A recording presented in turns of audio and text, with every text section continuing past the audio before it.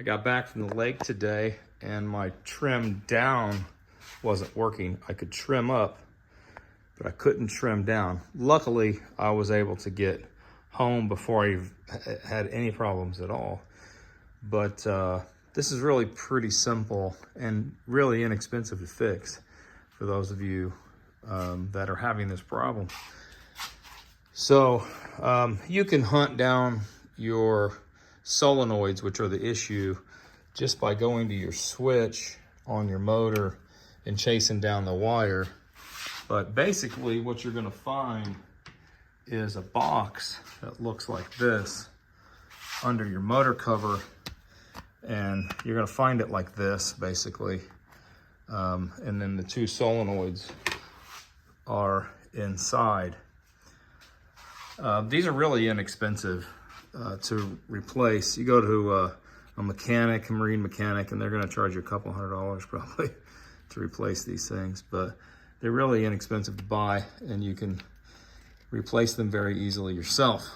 Now, if you get in a situation where mine, well, I got home and I'm in my barn, I got home and mine was trimmed basically all the way up, and I needed to trim it down so I could get my hatch open and charge my batteries.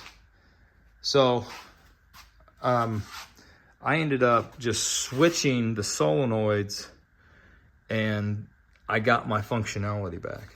So now I can trim up and down. As you can see here, I can trim up and down. But I still have a problematic solenoid. So I'm just gonna go ahead and replace both of them.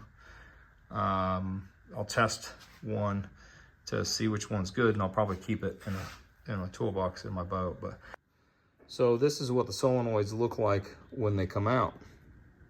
Very basic, very easy, very simple. Man, this thing just snaps right back in. You just gotta make sure your pins are aligned. And again, I'm replacing both of them at the same time. Anyway, this is a simple fix. This is one of those things that anybody can do. A lot of people are afraid to work on their outboards, but you know, there's a lot of things that you can do on here that are pretty easy to do, and this is one of them. Go save yourself some money.